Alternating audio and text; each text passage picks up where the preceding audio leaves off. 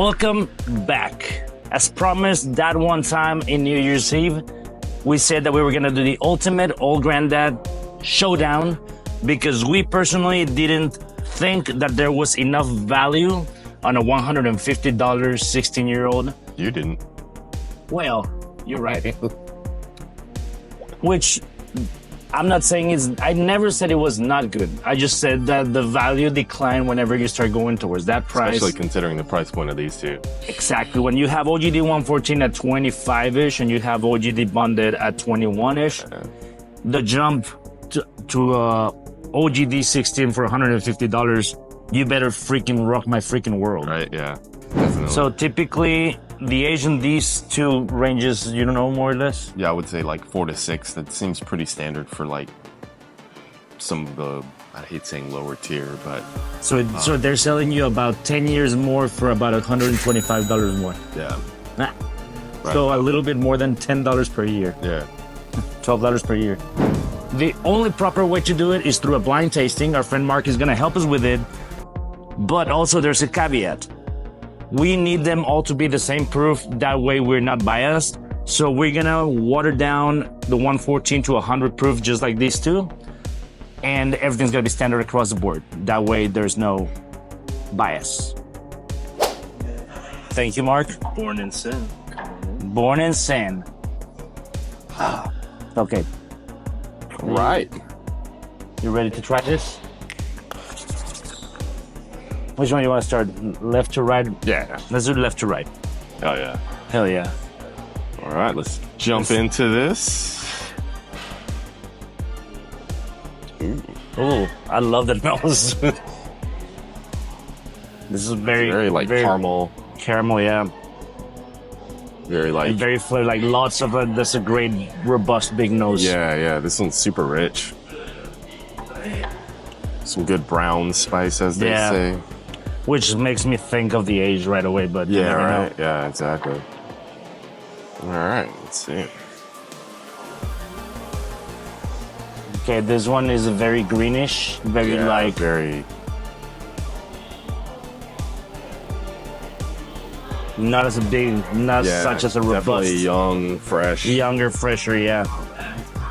It Not tastes as a lot more rich. of the high rye. Yeah, definitely. A lot of that rye comes through, yeah. That's where that green comes out. Let's do... The nose on these two is so similar. Well, I think it narrows that down. Yeah. But we still have to test our palate, right? Yeah, right? Let's start with the right one. Yeah. Yeah, because even this has that green note to it. Or that these two are very similar. Shining through for sure. Ready?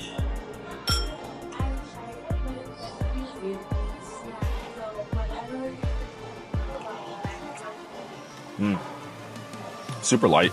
Light body, too. Yep. Doesn't like weigh. It's not very heavy, but it's flavorful. It has nice, it's sweet. You get that like rye spice like hit in the mid tongue.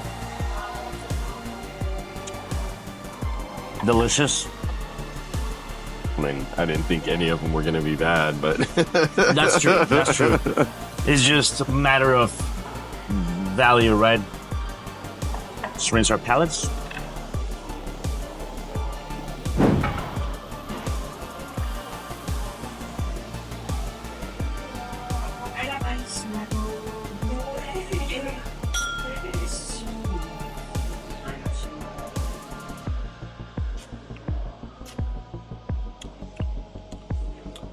Me personally, based on me already having a hypothesis which one is the 16, I think this is the 114.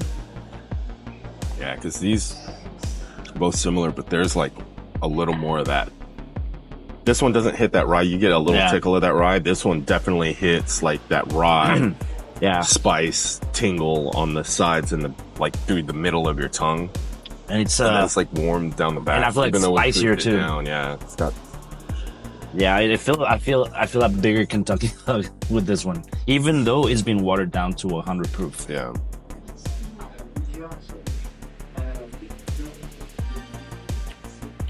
It's delicious.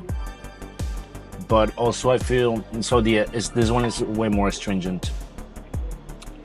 Not like way more, but significantly more astringent than the first one we tried. You get a lot more of the tannins from the barrel.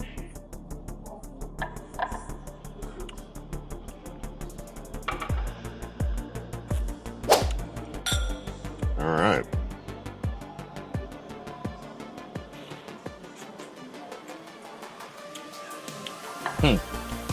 You know, that is like super rich, like big very rich, caramel, very caramel, like vanilla notes. But also the astringency in that barrel gets very pronounced. Oh, see, I didn't get that, and I don't get a lot of that, like that rye hit in the middle. But you get that warm Kentucky hug in the back. Yep. But it's not like a burn. And it's kind of like the burn feels like a blend between the alcohol and the spice of the rye. You know what I mean? It kind of it's lingers. like warm. It's not like this heat going down back of your throat. It's just like peppery burn, and it lingers. Yeah, it like stays, and the body on that thing is crazy.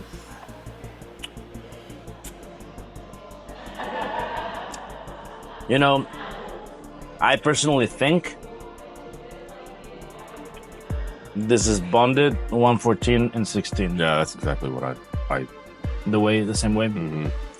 And I think, even though these are very similar, but that has that still has that extra rye hit and that yeah, the three are phenomenal. Yeah, this is definitely not an everyday driver, man. If you want something really nice and rich to sip on, this is really nice. I like this one a lot. I like that one. Yeah. Mark, we're ready. We think the both of us would think this is bonded 114 and 16. So switch those two. So the one on the far right. Oh wow, yeah, 114. Yeah. Really? That's interesting. Maybe the water. Maybe the water did it. Yeah.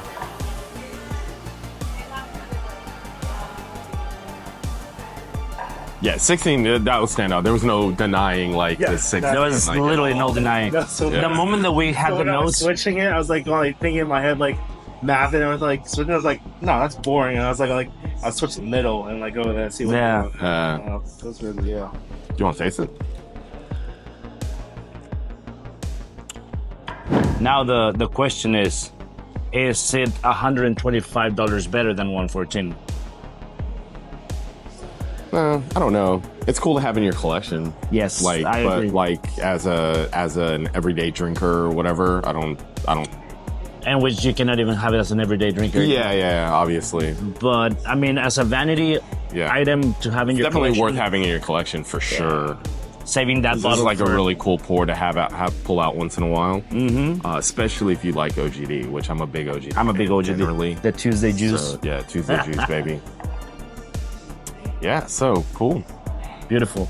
And it's funny, as much bonded as I always shoot it though, so.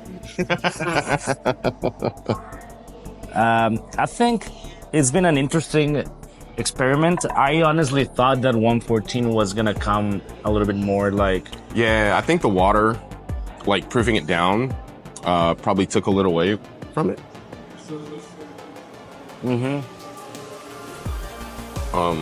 Yeah. And I did.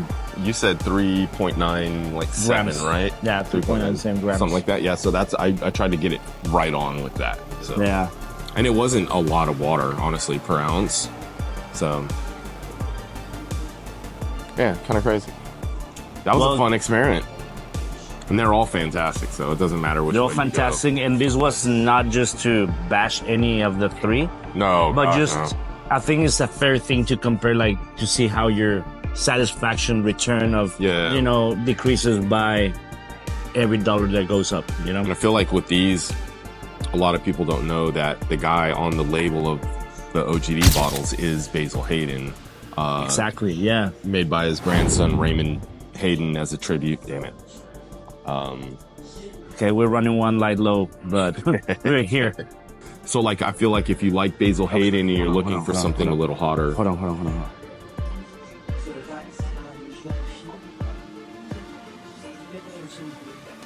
Oh. Yeah, made by Raymond Raymond Hayden as a tribute to his grandfather, Meredith Basil Hayden. But yeah, I feel like if you like Basil Hayden, it's a good step into like higher proof whiskeys by moving on to like old granddad.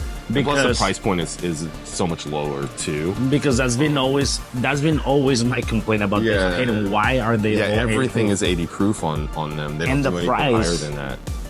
Which I mean, they're all really nice too. If you want like a regular proof or to us a lower proof whiskey, which we're degenerate. So yeah, to us drinking Basil Hayden is just like drinking water flavored whiskey. But like if you're doing if you're wanting to step up into a higher proof, like the bonded would be a great step in. Maybe the 114. Absolutely. And then even the 16 is bottled at 100 proof. So but also that's like add to your collection, break out every once in a while. I feel like that's that bottle. I have a bottle that I won't open. Yeah. Not for a while anyway. Yeah. But yeah, the price point not too bad, especially if you're a collector. Yeah, honestly, it's great to have in your collection. Absolutely. So yeah, agreed. That's in a nutshell. Yes, sir. Thank you guys for joining on this. Thank you guys for joining us in this episode. See ya.